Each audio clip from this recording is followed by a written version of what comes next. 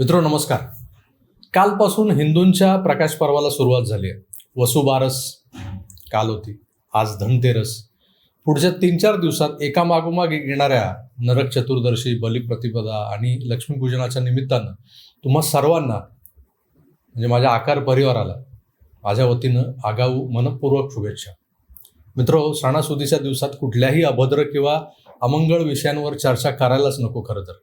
पण होतंय काय तर सामान्यांच्या जीवाला कसपटा समान लेखणाऱ्या उन्मत्त राजकारण्यांचा माज एवढा वाढला आहे की त्यांच्याबद्दल न बोलता राहवत नाही. मगाशी शुभेच्छा देताना भाऊबीजेचा उल्लेखच राहून गेला. भाऊबीज म्हटली की बहीणही आलीच. महाराष्ट्रातल्या कोट्यावधी बहिणींमधली आपली एक बहीण स्वप्ना सुजित पाटकर. या बहिणीच्या मागचं शुक्लकाष्ट हे काही केल्या संपत नाही. आणि हे शुक्लकाष्ट ज्या उन्मत्त राजकारण्यानं लावलेलं आहे त्याच्यावर असंख्य गुन्हे दाखल असताना हा माणूस उजळ माथ्याने फिरतोय समाजात. आपल्या विरोधकांना शिव्या घालायला रोज सकाळी पत्रकार सभा भरवतोय. हा चुती आहे, तो भडवा आहे, तो येडझवा आहे असं उघडपणे बोलून देखील या वाचाळवीराला लोक विश्वप्रवक्ता कसं काय बरं संबोधतात याचंच मला आश्चर्य वाटतं. बरं, या विश्वप्रवक्त्यांचा आणि स्वप्ना पाटकर यांचा आपसात जे काही वितुष्ट आहे ते जगजाहीर आहे.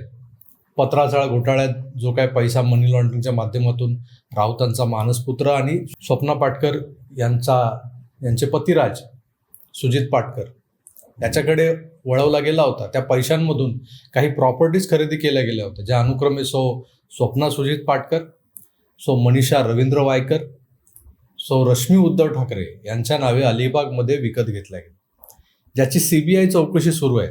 ईडीनं त्या मालमत्ता सील करण्याचाही विचार केला होता, पण ते सो कॉल्ड बंगले रातोरात गायब झाल्याच्या बातम्या झळकल्या होत्या. म्हणजे ते बंगले निव्वळ कागदावर होते. त्या बंगल्यांची रीतसर घरपट्टी, पाणीपट्टी भरली जात होती. आता हा सगळा गोरखधंदा करताना स्थानिक ग्रामपंचायतीचा प्रमुखही यात सहभागी असणारच. त्या सरपंचाचं काय घेऊन बसलात? त्या काळी सरकारच राऊत अँड कंपनीच्या खिशात होतं. शिल्पकारच होते ना महाविकास आघाडीचे. मग कुठलीही गोष्ट करताना कोणाच्या बापाची परवानगी लागणार होती यांना? खरं तर पत्राचाळ प्रकरणात संजय राऊतांना अटक करण्याचे आदेश जारी झाले ते त्यांच्या त्या प्रकरणातला सहभाग उघड झाल्यामुळेच. ईडीकडे भक्कम पुरावे असल्याशिवाय ते वर्ष कोणाला हात लावत नाही. खिचडी चांगली शिजू देतात. भाताचा दाणा चमच्यानं शिरडला गेला की मगच तो खिचडीचा टोप शेगडीवरून खाली उतरवला जातो. मग संजय राऊत 103 दिवसांनी का होईना, जामिनावर का होईना बाहेर आलेच कसे? हा प्रश्न डोळ्यावर पट्टी बांधलेल्या न्यायदेवतेलाही विचारावा लागेल. मी भारतीय न्यायव्यवस्था आणि न्यायाधीशांचा पूर्ण आदर राखून हे वक्तव्य करतोय बरं का, नाहीतर मनाला अनादर करतोय वगैरे. तर अनेकविध खटले किंवा गुन्हे दाखल असलेले संजय राऊत जामिनावर बाहेर येतात तेव्हा सामान्य जनता संभ्रमित होते. आता हेच संजय राऊत बाहेर येऊन न्यायालयाने घातलेल्या अटी शर्तींचं पालन करतायत का? तर अजिबातच नाही. तुम्हीच बघा ते कसे वागतायत. म्हणजे रोज बघता, बघा म्हणजे रोज बघतच असाल. त्यात नवीन ते काय? पण स्वप्ना पाटकर यांना ज्या पद्धतीनं राऊतांनी अश्लाघ्य भाषा वापरत शिवीगाळ केली होती, त्या FIR नंबर 794/2022 पुढे काय झालं हा आपल्या चर्चेतला पहिला मुद्दा. दुसरं म्हणजे याच स्वप्ना पाटकरांच्या घरावर काही अज्ञात इसमांकडून सातत्यानं हल्ले करणं, विषारी साप सोडणं, रात्री अपरात्री फोन करून अर्वाच्य भाषेत दमदाटी करणं. मध्यंतरी एक माणूस या स्वप्ना पाटकरांचा सतत पाठलाग करत होता. त्या जिथे जिथे जायचा तिथे हा मागे व्यंकटेश मरियप्पा उप्पार असं त्याचं नाव होतं. त्याची पोलीस तक्रार झाली, त्याला अटकही झाली, केस उभी राहिली. केस नंबर PW 71005009/2019. पण त्या व्यंकटेशला जामीन मिळाला. त्यानंतर तो गायब आहे. पुढच्या तारीख पे तारीख बसा बोंबलत. या व्यंकटेशला गायब कोणी केला? त्याही आधी हा जो कोणी व्यंकटेश आहे त्याला स्वप्ना पाटकरांच्या मागे लावला कोणी? कोणाच्या सांगण्यावरून हा त्यांचा पाठलाग करत होता? महाराष्ट्रात महिला सुरक्षित आहेत असं आपण कसं काय बरं म्हणू शकतो?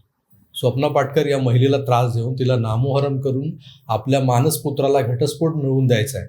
स्वप्ना पाटकरांच्या नावे घेतलेल्या बेनामी मालमत्ता ट्रान्सफर करून घ्यायच्यात.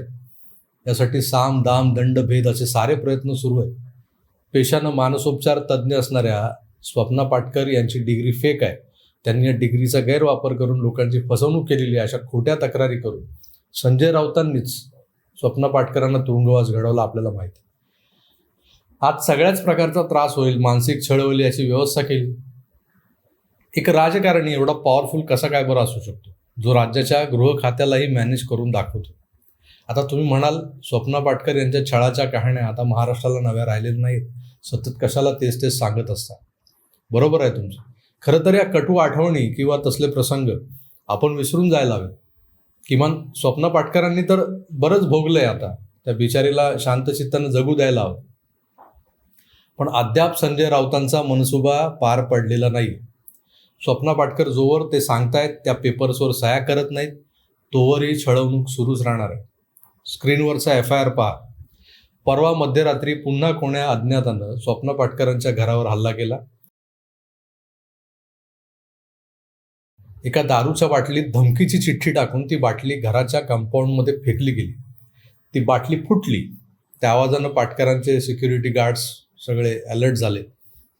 मग पोलिसांना फोन केला गेला. पोलीस आले. घटनास्थळी फुटलेली बाटली आणि त्यातलं धमकीचं पत्र पण बघा कसं लिहिलंय ते. एखाद्या वर्तमानपत्राच्या कार्यालयात रफ नोंदी किंवा बातमीचा कच्चा मसुदा तयार करताना ज्या पद्धतीनं परिच्छेद लिहिले जातात, त्यातलाच एक परिच्छेद ज्यात मराठा आरक्षण आणि देवेंद्र फडणवीसांबद्दल उल्लेख आढळतात. त्या बातमीचा दुसरा पॅरा परिच्छेद म्हणून बेमालूमपणे धमकीचा मजकूर त्यात मिसळला गेला. काय लिहिलंय हे तुम्हाला स्क्रीनवर वाचता येईल एवढं मोठं करून दाखवलं मी. तुम्ही वाचा. फार फडफड करून झाली तुझी. तुझा दादा टरबुजाला आता दिल्लीला फेकणार. मग कोण वाचवणार तुला? कोर्टात आवाज करू नको, मोठी नावं घेऊ नको. काम, बँक, जगणे सगळेच ब्लॉक झाले तरी तुझा माज जात नाही. आता फुल ब्लॉक. तर हेच परत रिपीट केले. आणि खाली पुन्हा तो वरचाच बातमीचा मजकूर. मराठा आरक्षणाचा मुद्दा हा केंद्रस्थानी आलाय. या विषयाच्या निमित्ताने माजी मुख्यमंत्री आणि विद्यमान उपमुख्यमंत्री देवेंद्र फडणवीस यांच्यावर विखारी भाषेत पुन्हा टीका सुरू झाली, इत्यादी. मित्रांनो, हा मजकूर मागच्या पंधरवड्यात कुठल्या वर्तमानपत्रातल्या मराठा आरक्षणाच्या बातमीतला आहे हे पोलिसांनी किंवा स्टेट CIDनं शोधायला हवं. म्हणजे या मजकुराचा, बातमीचा मास्टर ब्लास्टर एडिटर सापडेल आपल्याला. फक्त या प्रकरणाचा तपास पोलिसांनी प्रामाणिकपणे केला तर हे सहज शक्य आहे. आपण फक्त मागचा इतिहास, पूर्ववैमनस्य बघत असतो. त्यातून काही सापडतं का हे शोधत असतो. इथे सगळेच रस्ते एका माणसाकडे घेऊन जातात. सगळ्याच शक्यता एकाच व्यक्तीकडे बोट दाखवतात. मित्रांनो, मी बऱ्याचदा राज्यातल्या गृहमंत्रालयाच्या बोटचेप्या भूमिकांवर टीका करत असतो. पण आजवर जे ऐकून होतो देवेंद्रजींबद्दल ते या धमकीच्या पत्रावरून स्पष्ट झालं. स्वप्ना पाटकर नावाची एक सामान्य स्त्री या राज्यातल्या एका पॉवरफुल राजकीय पक्षाच्या खासदाराला नडते. का नडते तर तिच्या दादाचं, तिच्या भावाचं नाव देवेंद्र गंगाधरराव फडणवीस आहे. मित्रांनो, आता स्वप्ना पाटकरची एका लहान बहिणीप्रमाणे काळजी घेणाऱ्या देवेंद्र दादाला मराठा आरक्षणाच्या वावटळीत भंडावून सोडत, नाहक बदनाम करत दिल्लीला धाडायचे प्लान्सही या बेरक्यांनी करून ठेवलेत बरं का. तुझा टरबुजा दादा दिल्लीला गेला की तुझं काय होणार, या वाक्यावरूनच सारं काही स्पष्ट होतंय. परवाच्या एका प्रकरणात अनेक कंगोरे दडलेले आहेत. स्वप्ना पाटकर या सामान्य महिलेला दहशतीनं भंडावून सोडत आपल्याला हवं ते करून घ्यायचं, यात कोण असू शकतं, कोणाचा हात, कोणाचा स्वार्थ आहे, यात ते तुम्हीच तर्क लावा. उत्तर सहज सापडेल. राज्यात मराठा आणि OBC, मराठा आणि ब्राह्मण, मराठा आणि मराठेतर असा वादंग कोण निर्माण करू पाहते? ते कोणतं वडाचं झाड आहे की ज्याच्या पारंब्यावर हे बोलभांड माकडं लोंबकळून लोकशाहीच्या आबरूची लक्तर काढतात. सामाजिक सौहार्दावर दिवसा ढवळ्या जातीय तेडीचे वार करतायत.